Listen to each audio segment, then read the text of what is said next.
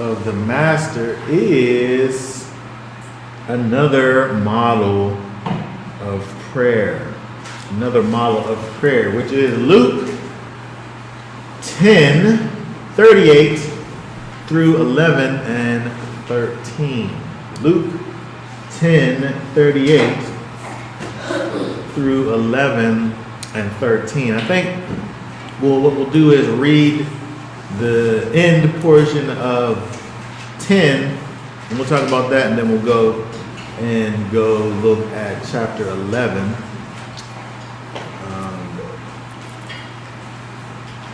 If we go over to Luke 10 and 38, we can read from 38 down through the end of the chapter there and talk about that a little bit. Luke 10:38, and it came to be as they went that he entered into a certain village, and a certain woman named Martha received him into her house. And she had a sister called Miriam, who also sat at the feet of Yeshua and heard his word. But Martha was distracted with much serving, and coming up, she said, "Master, are you not concerned that my sister has left me to serve alone? Speak to her then to help me." And Yeshua answering said to her, "Martha, Martha, you are worried and troubled about many matters, but one only is necessary. And Miriam has chosen the good portion, which shall not be taken away from her." Okay, very good. So we see this section here. We deal with Yeshua, who goes, it says, it came to be that they entered into this certain village. It don't say what the actual village is here. It's probably Bethany, which is a place where Martha and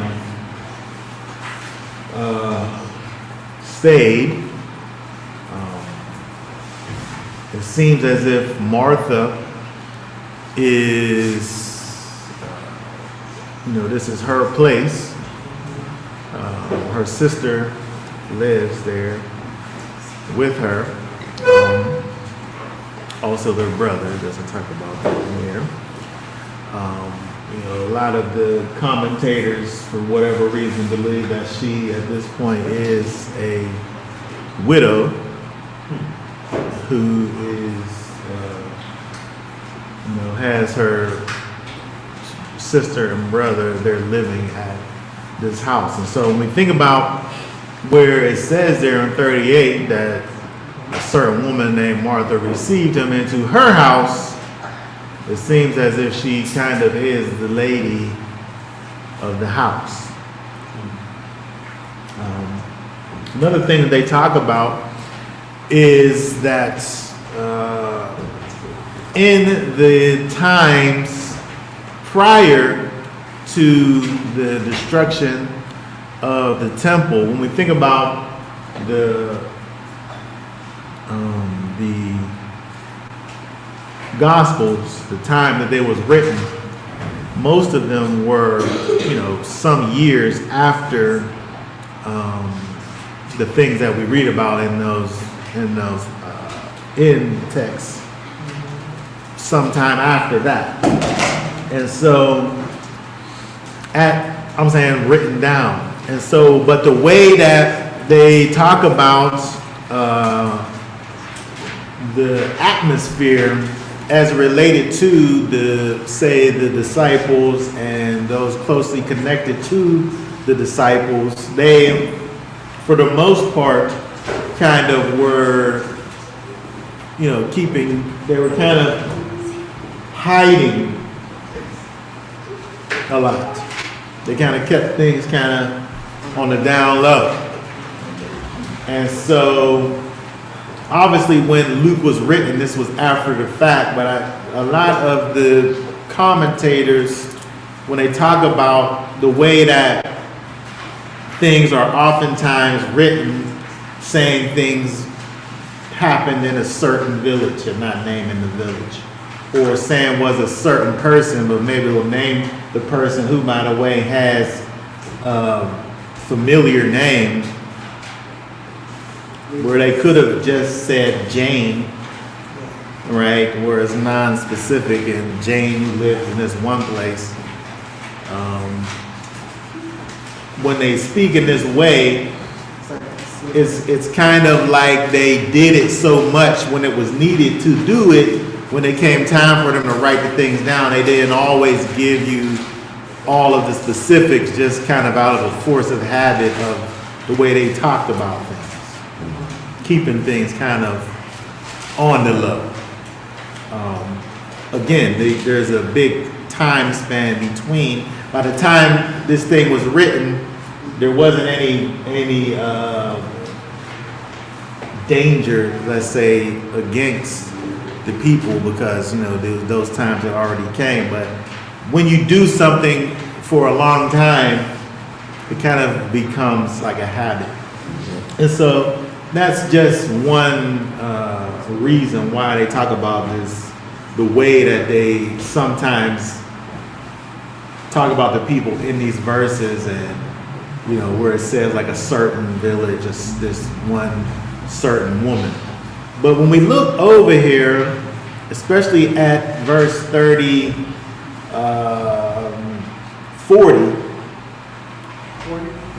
where it says, verse 40, where it says, but Martha was distracted.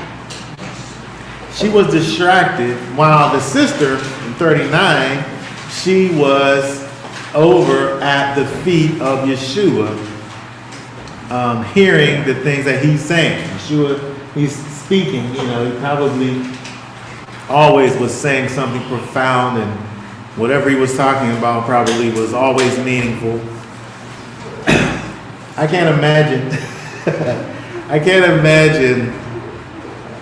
Yeshua knowing the window of time that he had,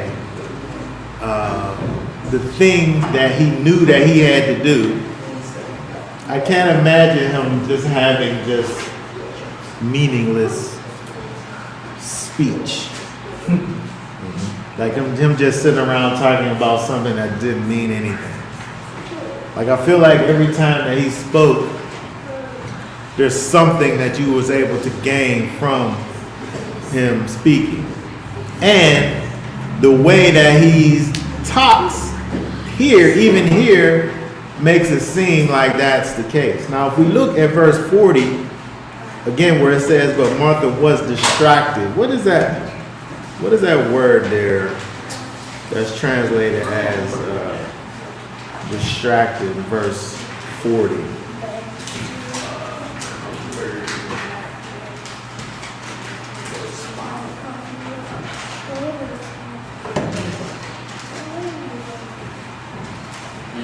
Cumbered.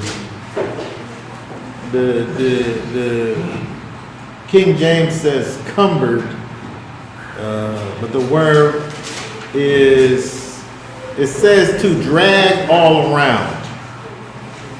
To drag all around. So she was doing things to draw around, but it's like metaphorically or figuratively meaning to be distracted. And so it's saying that she's distracted because she's literally doing this and that. She's serving. It's her house. There's people at her house. There's things that need to be done. Like there's people over here. The foot washing thing is dirty. Let me change it out so when people come over and they wash all the sand out of their toes, they can have some fresh water. Or the dip looks like it's gone. The hummus is getting low. Let me go over here and make some more. Like there's just all these things that literally have to be done that she's doing as the host, as the hostess of the situation, which I think that in any other situation there wouldn't be any problem with the things that she's doing. But only just because of the fact of who the guest happens to be, she probably should have just set up whatever she was going to set up before they got there and then just been done. Because she's so busy doing this and that, which is a good thing that she's doing. It's not like she's off just, just reading the papers or something. Or she's just off in some other room just knitting or something that's non-related. She's literally serving the master and those that are with him. So she's doing these things that are unto the master. But the scriptures here is saying that she is distracted with serving. Which serving in and of itself seems like that's a thing that we should always be trying to do, to serve. To minister unto. To help those with their various needs, wants, and desires. But here is calling that thing a distraction.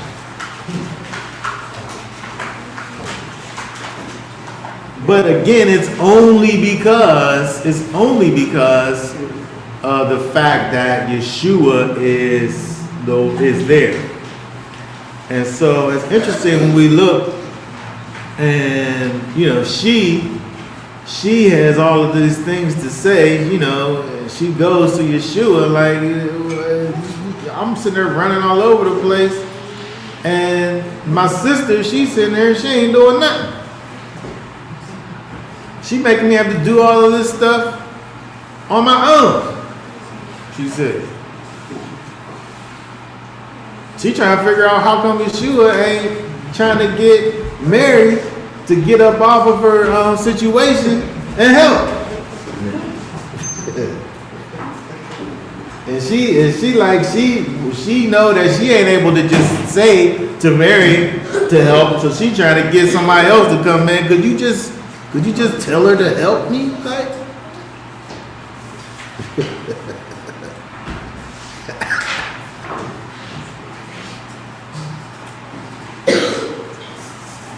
but when we look over here down on 41, it talks about the fact that she's worried and troubled.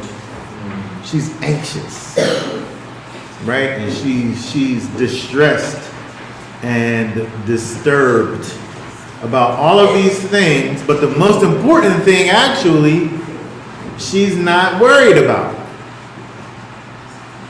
And that most important thing being Yeshua, who's sitting right there. It's interesting, other places we think about, these people come and they talk to Yeshua, and they're like, these people, they fast all the time. Your people, they don't never fast.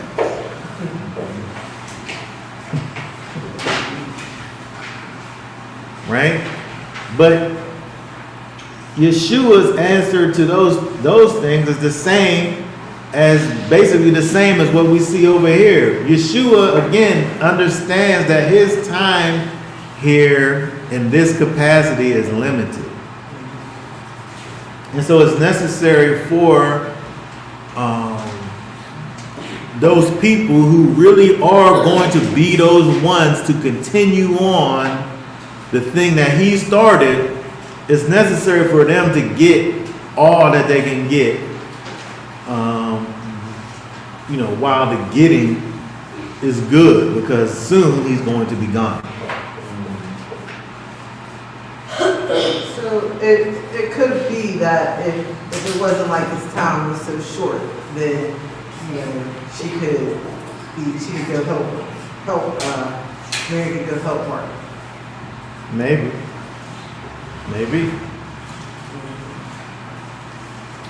I mean, to me, I'm saying that who he is, I'm saying the fact that his time is short is one additional reason to, for the whole situation. But when you think about it, even if we just was to say that it's Yeshua, in whatever capacity, it seems like we need to be trying to figure out what it is that he's doing as opposed to what it is that you want to do for him. Because sometimes those two things aren't the same thing. And this, I think, is a perfect example of that. She's really trying to serve the master.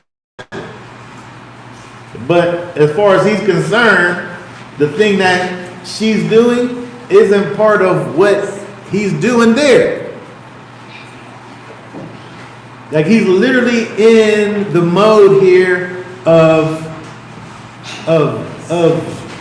instructing them, the people. And so he has something to say to Martha that she's missing. And because she's doing this and that, she's not able to do it. Or maybe it ain't got nothing to do with her, and maybe it only got something to do with the sister. You trying to take her away, meanwhile, I got something to deal with her on over here. You do it. You keep on doing what you doing and just let her stay right here. She where she's supposed to be at. I don't know if it was that, but I'm just saying. I also think about like, when we talk about Shabbat, it's kind of, if you don't have it, then you don't have it right now, you know what I mean? Like, it's kind of like, whatever was, Yeshua, he's coming in, if he's not asking for things, then you might be alright, you know what I mean? So maybe Martha, she's overdoing it, I think about some places we've gone to, and we've been lavished over. It's like, wow, we didn't even really need that much, So, I don't know what kind of a host Martha was. I feel like she was probably a pretty good host under normal circumstances. She was doing so much where. Sometimes people do be over hosting, like, why don't you sit down? I'm good. Like, I'm alright. And Martha's hosting, I think. The more I think about it, I think that it may have been whatever it was. But what Yeshua is saying over here, it seems like he's not wanting for her to stop doing what she's doing. She keep doing it. She can keep on doing that.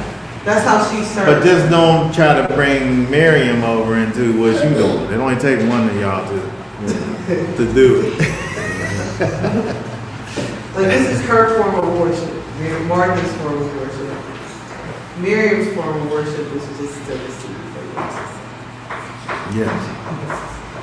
So I'm just saying that just to say, I don't know if she's like too busy to be involved, because it seems like Yeshua could have been like, it's cool, you could just stop that and just come over here with her. Like, He didn't say that. no, he said all that needs to be done could be done by one. It just so happens that your sister, she chose the good spot, and you chose the other spot. So you do that, and then she can do this. But don't try to get her to come over and do what you doing. I feel like if he wanted for her to attend, he could have just said something different than what he said.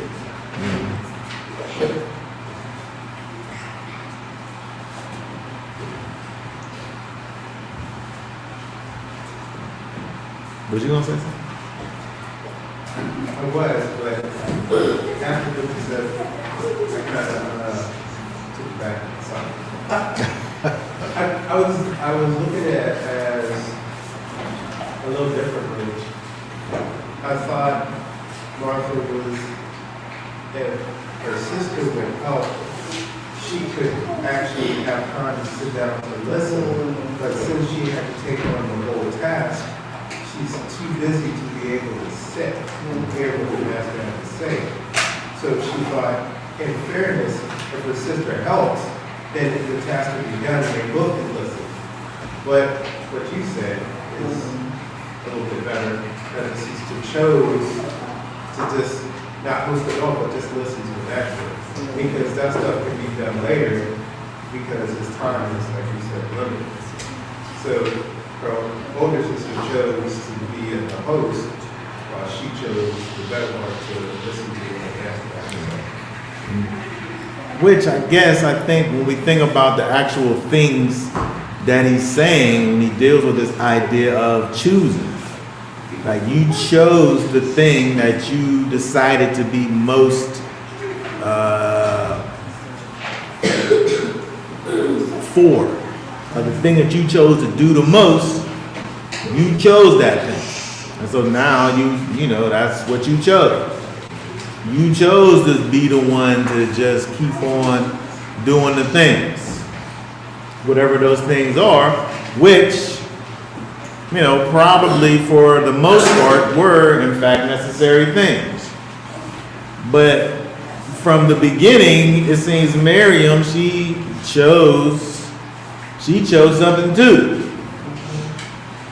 She chose to see what it was that the master had to say, and she was sitting at his feet.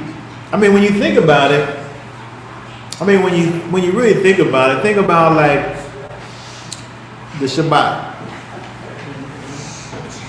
Now, I don't know how much time in advance they knew that Yeshua was coming through.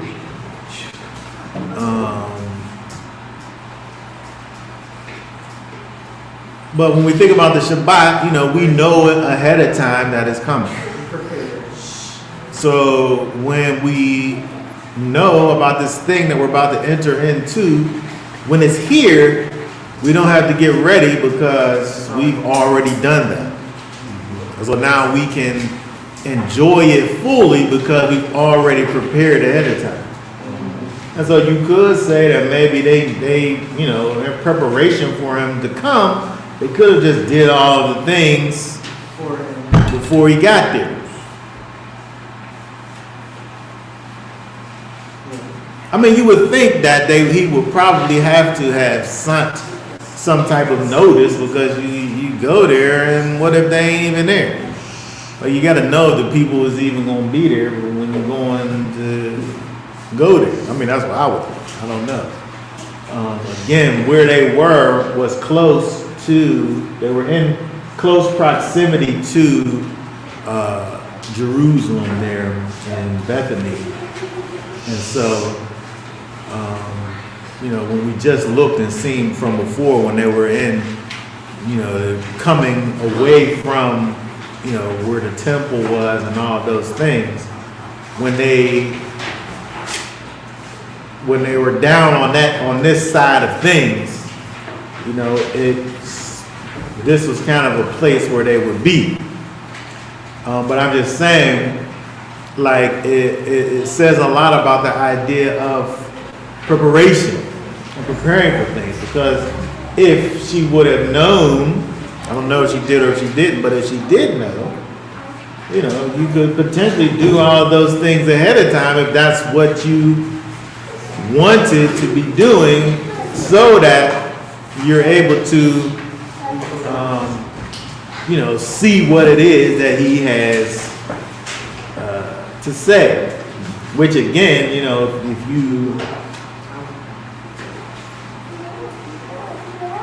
you know, Yeshua, you know, he is Yeshua. You know, at this time in his situation, you know, he's fully, you know, he's Yeshua in his fullness. Like, they know who they're dealing with, and they understand that he is someone who's worth every second that they would be there. And so it kind of, I don't know, it kind of speaks to Miriam's, you know, what it is that she values. Like, she might just value just the idea of serving more so than she even just values Yeshua being the one. Like it don't matter who Martha is what I mean to say. She values just the idea of serving. And so that's what she wants to do. So much so that she was trying to pull Miriam into serving.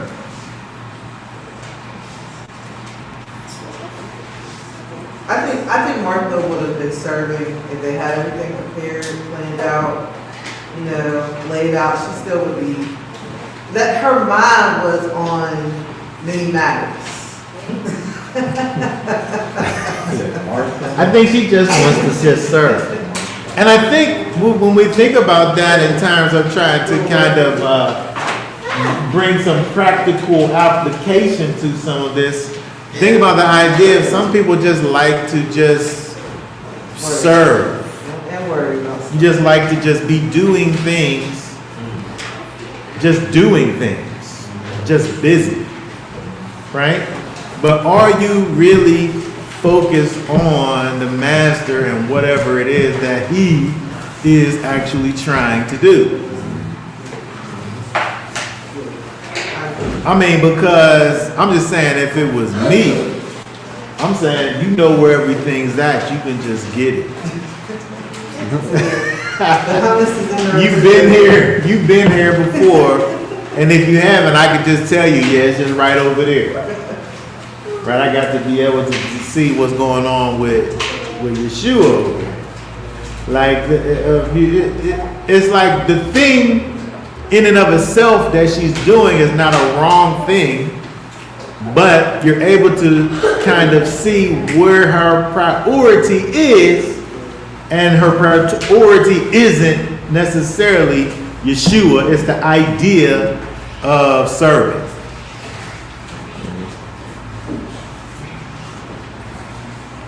And I think that if we aren't careful, we can be kind of in the situation where Martha is, where she is in fact doing a good thing, but she's missing out on what it is Yeshua is giving, which really should be the point anyway.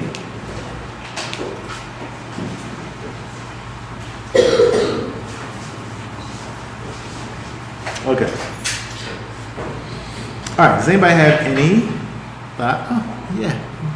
Why didn't she keep husband? Why didn't she take a break and Oh yeah, that's right. I don't know. Probably because she just was just a busybody. She couldn't stop. She just couldn't even stop. Like it didn't matter that Yeshua was there. All she's trying to worry about, I'm doing all this. Why can't my sister stop listening to the master and help me? Like it's almost, I think the more you think about it, the worse kind of she looks. Well, Because she's so busy. She's so busy, she should be listening like her sister is listening to the master. Like in any other situation, this is fine. She's a host, this is her place. Like this is only right and good what she's doing. I think the only thing that causes this to be something and kind of put her in a bad light is the fact that this the master Yeshua that's there, and she would rather be doing these things than seeing what it is that he has to offer. I've experienced. I was talking about myself being a mediocre host, and compared to some people, I definitely am a mediocre host.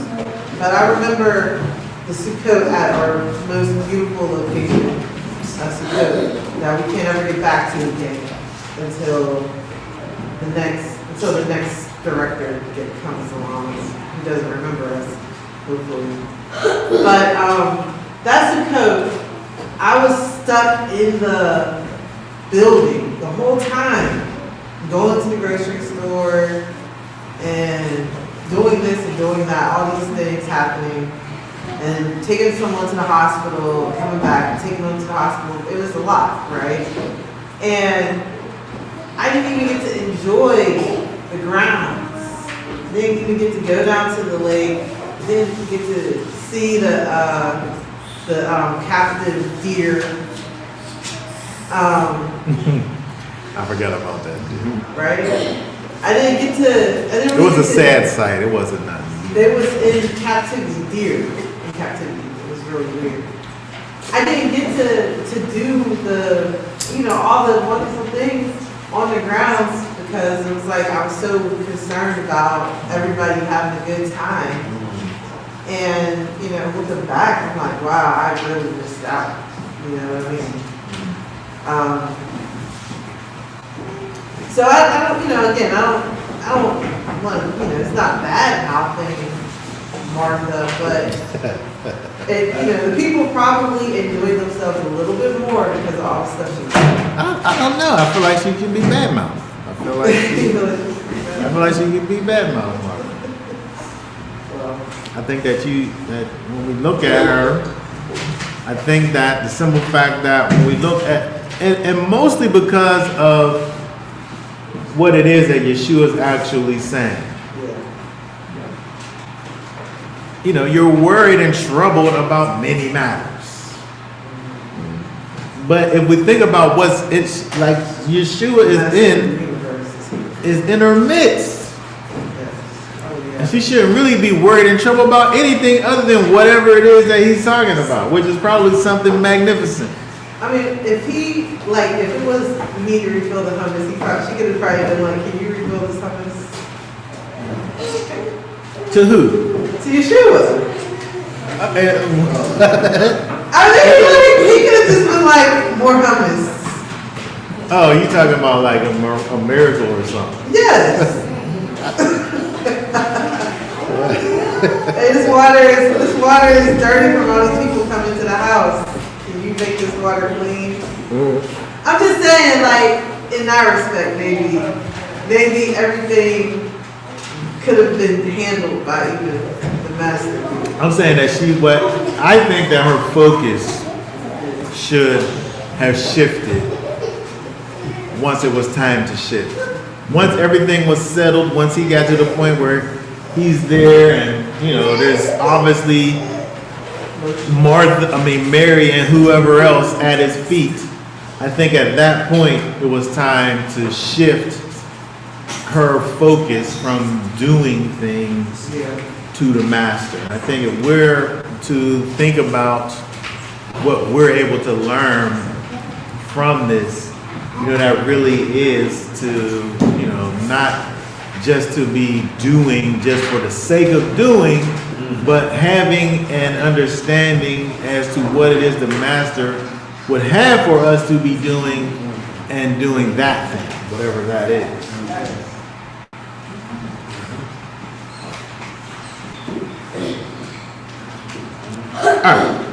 All right, let's go over really quick here to Luke 11 and look at this next part here. Luke 11. Let's look at Luke 11 and just read there 1 through 13. And it came to be, while he was praying in a certain place, as he ceased, one of his top ones said to him, Master, teach us to pray as Yohanan also taught his top ones. And he said to them, when you pray, say, Our Father in the heavens, let your name be set apart, let your reign come, let your desire be done on earth as it is in heaven. Give us this day by day our daily bread, and forgive us our sins, for we also forgive everyone who is indebted to us. Do not lead us into trial, but rescue us from the wicked one. And he said to them, which of you shall have a friend, and let him go at midnight and say to him, Friend, lend me 3 loaves, since a friend of mine has come to me on his journey, and I do not have food to set before him.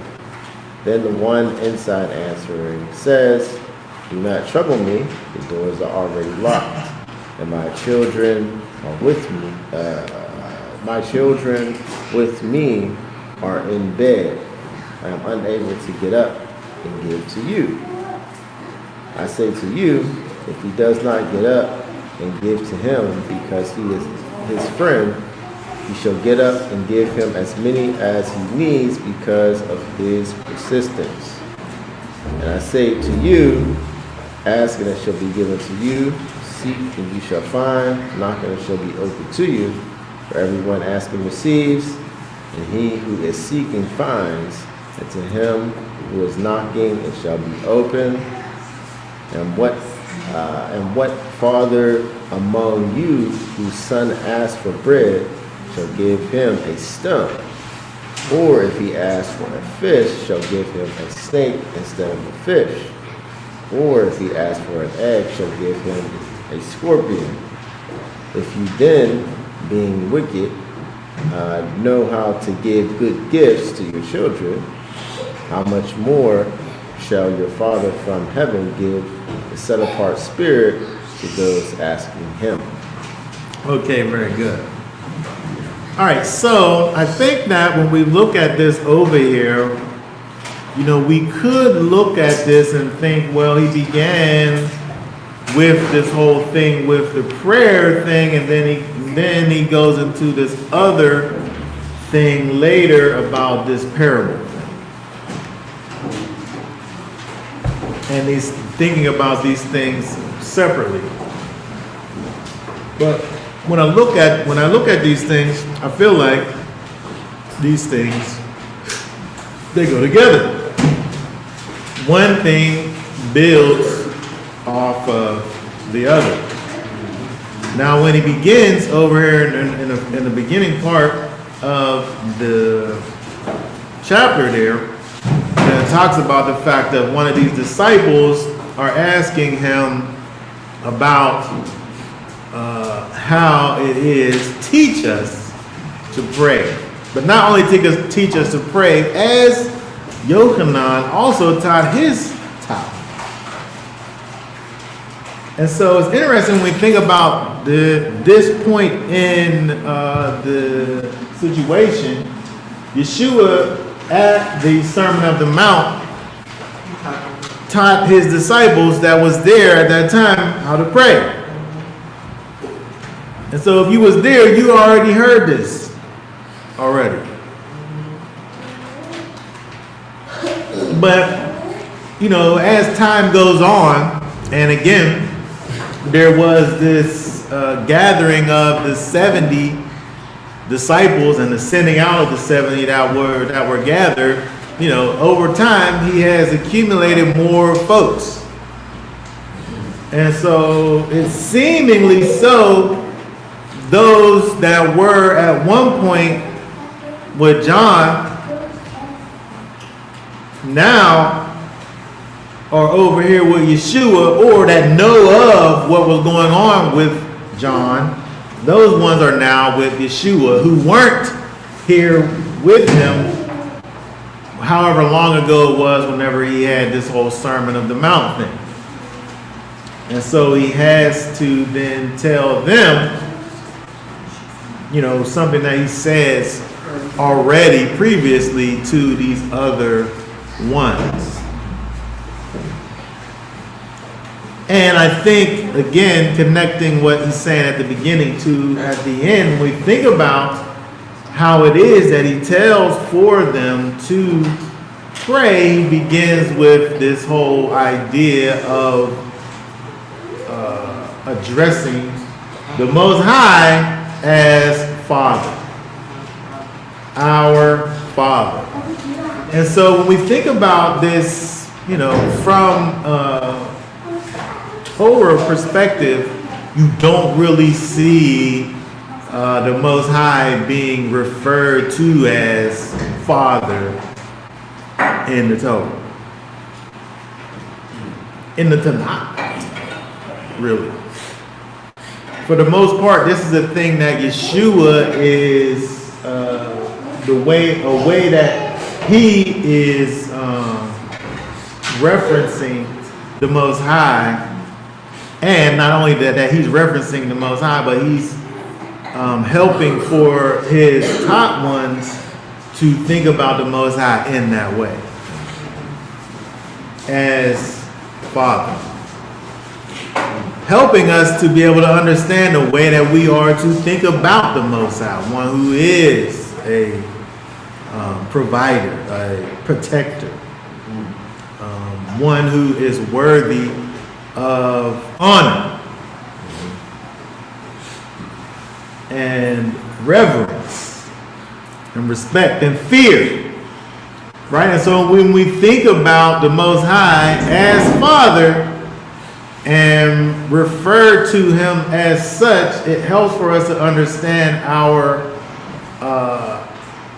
not only our place and position, but his place and position.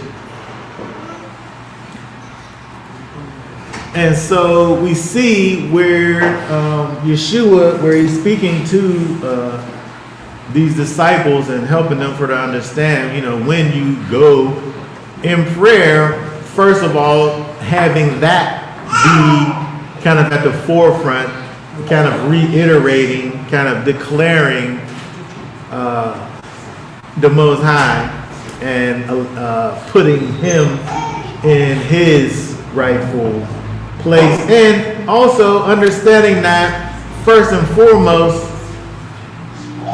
your will is what we should be desiring to be done. First, before you get into trying to figure out what it is you want or you need or what's going on in your situation, first of all, we need to be dealing with what is it that you need to be done. I want to be doing that thing. And so also you can think about that in regards to what we were just talking about in terms of Martha and her sister, right? If she would have been trying to figure out what the master's will was, first and foremost, like how could she even know? Because she was doing what her will was.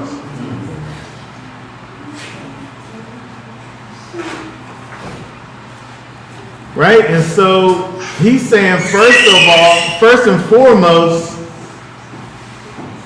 declare the Father who he is, what that means, and deal with him and his will first. Then next in verse 3, now you can talk about the things that you might need daily, right? You bring your desires and things that you need once you first align your thoughts with his first. You know, if you do that, sometimes the thing that you want previously, maybe you might not even want those things anymore, because once you've established the fact that you need for the Most High's will to be first and foremost, these things that you may be wanting, you may be able to just recognize that this don't got nothing to do with you, really.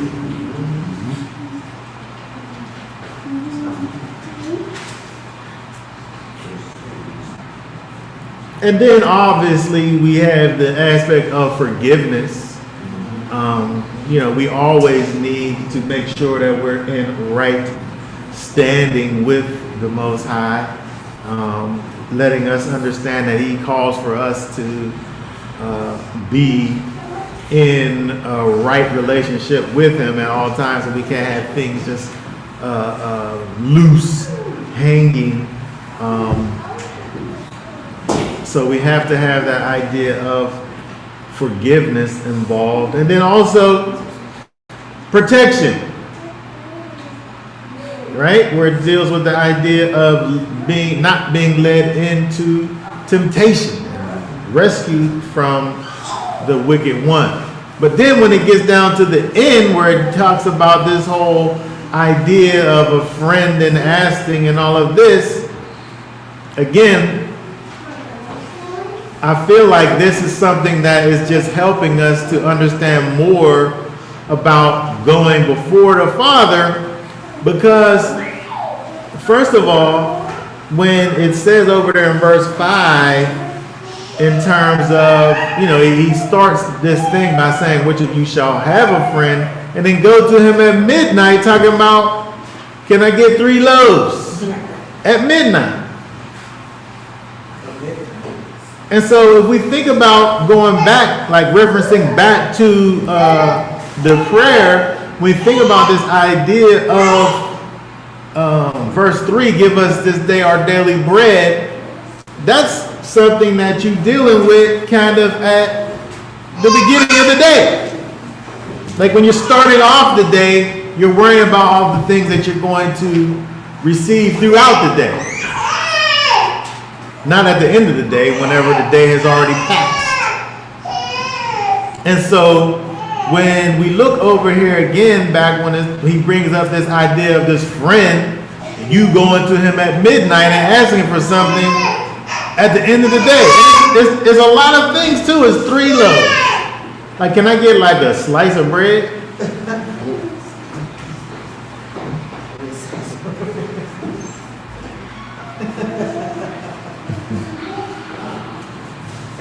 Right? Now first of all, why, and then look at verse 7, why would I go?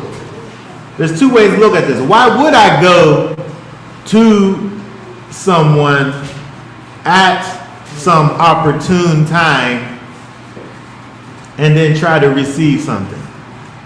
Looking at it from one perspective. I mean, midnight, why are you coming to me when I'm asleep? I know you couldn't have just I'm saying there's 2 ways to look at it.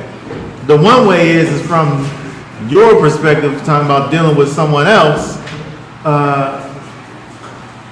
Could I have dealt with this in a better time frame? Yeah. I mean, I wouldn't text somebody at midnight.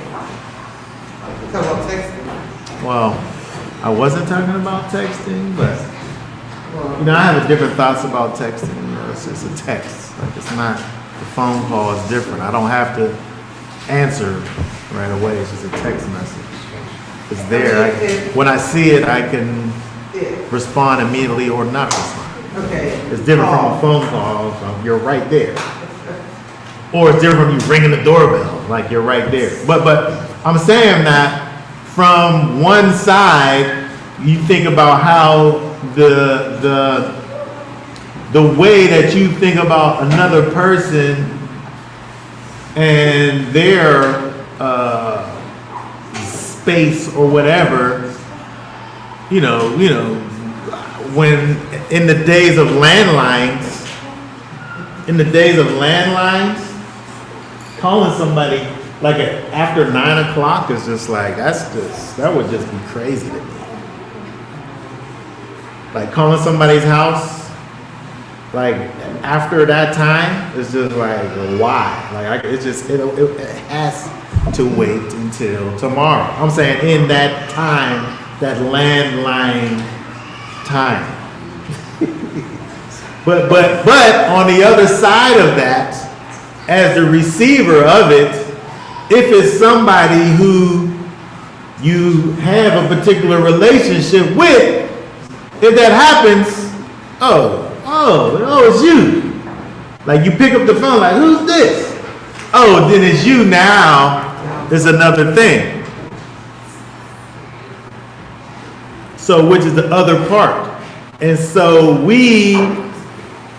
when we think about this again, connecting back to what Yeshua was talking about, because of the fact that we have this Father,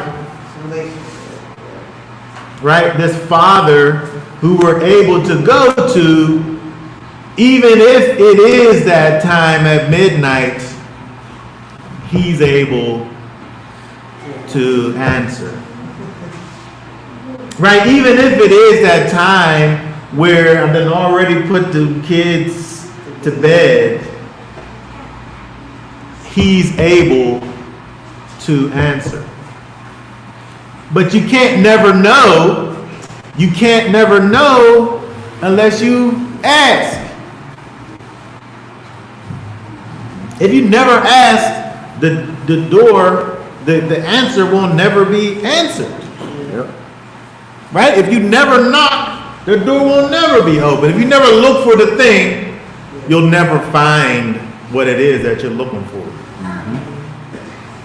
And so again, when we think about this idea of, connecting this back to the way in which Yeshua is having for them to pray, I think that even though it's just this short little part there, give us this day, or give us day by day our daily bread, even though it's just that short little part, I think that it's a big part to what it is that Yeshua is trying to add to the people's prayer life, is the fact that we have to understand, first of all, the Most High is Father, and He will provide for us, but we have to take these things to Him. Because one way you won't get your prayers answered is by not even making the request. And the Most High, we go to the Most High, and again, I said this before, He's not going to drop a big bag of money out of the sky. But what He will do is drop an opportunity out of the sky for you to act on. He will drop a door out of nowhere. Where did that door come from? Let me go knock on it. See who's on the other side of it. For people in your path. Yeah. Now and you have to act on these things. Gotcha. That's what I always say. That's the important thing with prayer. You can't be praying and don't act on it. Yeah. You can't say you want something and then you don't go after it. It don't make sense. Yeah. You want to be better at something, or you trying to work on something, you pray about it and you go do it. A lot of people just pray and I prayed, that was it. See what happens. There they go. Nah, You know what? I feel like this world that we live in, this world, we think that it's so advanced, and I guess technologically maybe it is, but the more I think about it, the more I feel like these people want to be Elohim, and they're only doing the things that He has already done. By putting the things that you think about right in front of your face for you to take or not take. I was just talking to my wife. We was up at the church building, and I had in my hand a brochure for Church Mutual, church insurance. I never said anything about it. You didn't tell me. I just had it in my hand. I looked at it, put it in my pocket. I think I put it in my pocket. Why do now I see ads for Church Mutual?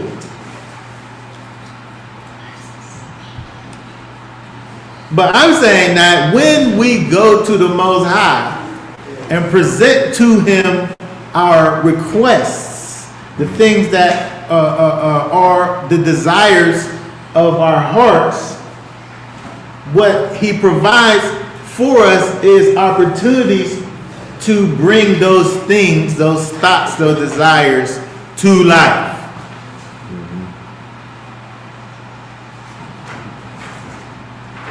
You have these things that you may want to get done and you don't know how you're going to do it. Then all of a sudden, hey, you run into this guy who knows about this thing, who could help you do this thing over here. Right? But if you don't act if you don't do anything, you're not going to get anything. And so I like how, first of all, because when you think about the way in which they would have prayed, a great deal of the liturgical prayers or the communal prayers all had to do just with the glory of the Most High and all that He is, and that. But Yeshua, if Yeshua's off praying, He's not doing the thing that they did at the synagogue, because He did that already. But over here now, in this place where He's at, now He's doing some other things that's more personal and more specific. And so when you're dealing with the question that they're asking, this question don't have nothing to do with the thing that they're going through, the Amidah, the thing that they go through at the synagogue. This got everything to do with your personal relationship with the Most High and the things that you would be desiring in your personal, specific life. And He's really trying to get it into these disciples that your Father, if you ask Him for the thing that you desire, and that thing is in line with the will of the Most High, you got to have that in there, because He definitely did say, let your will be done on earth as it is in heaven. But when these things are in line, when you take it to Him, He's going to make a way for that thing to happen. And He's making it be like even a wicked man is able to give his son a good gift. So how much more so do you think the Most High is? And so I think that in His response, He's wanting for the disciples to understand, and you and I to understand, that we have to be able to take these things to the Most High and know that when we seek to have our lives be in line, our desires, our wants and desires to be in line with the Most High, when we take those things to Him, He's more than able to make a way for these things to be made manifest in our lives. So. Yeah, I never thought about it like this. I just was thinking about the midnight hour and somebody calling their friend up at midnight and saying, can I get this or that? And then a friend actually coming through and giving it to them, you know, even though at first they're like, why are you calling me at this time? But then it's like, okay, you keep asking me, all right, I can figure it out, you know. And I never thought about it in respect to the Master's Prayer. And also just the, like, kind of a personal request, not a formal request. You know what I mean? Like, you could have a formal request of someone, and you could have an informal request of someone, you know, what that looks like. But then I was thinking about, Fred Hammond's song, we're blessed in the city, we're blessed in the field, and it says, like, late in the midnight hour. So it says, God's going to turn it around, it's going to work in your favor. And I mean, that's just what this verse is saying to me right now. It's like, late in the midnight hour, you call the Most High and you say, God, I need X, Y, Z. First of all, why are you up? You're up because there's a problem and you need help. And it's not like you could go to the kitchen and make yourself a couple more loaves of bread or something. Obviously, this person needed some help outside of himself. Yeah. And so then he goes to the Father and he says, in the midnight hour, I need this help, this tangible help, you know, and God answers, you know what I mean? So that song just came to my mind because it's like, you know, he needs help. He's going to turn around. Yeah, so I think that when we think about, again, kind of in closing here, thinking about what it is that the master is trying to help for us to understand is that, you know, the Most High is in fact a father to us. And when we are sure to, you know, try to align our thoughts and desires with his will, we should be able to go and, you know, ask of the Most High those things and know that he's going to bring those things, manifest those things for us, because we're already living a life that is according to his will. And so we can't expect for things to just appear without going to the Most High and asking.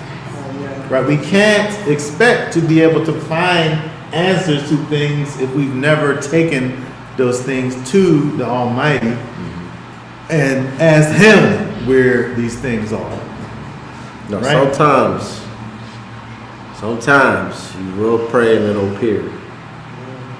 It ain't all the time, but don't be shocked. Some things, you know, you can pray for stuff and then the next day it happened to me. So Yeah. I'm just saying, but being in tune.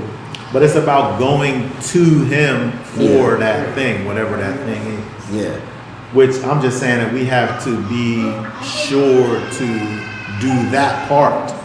You know, how He manifests it, you know, can be different, but that's the part that we have to kind of focus on, is that He wants for us to come to Him for all of the things that we need in this life, and He's more than able to help us in that respect. Oh, yeah. yeah. Yeah. Okay, so that being said, we will be done for now. Y'all willing, we will be back on next Shabbat to continue with the words of the Master and also the weekly Torah portion. So, for now, we'll say Shabbat Shalom. Shalom.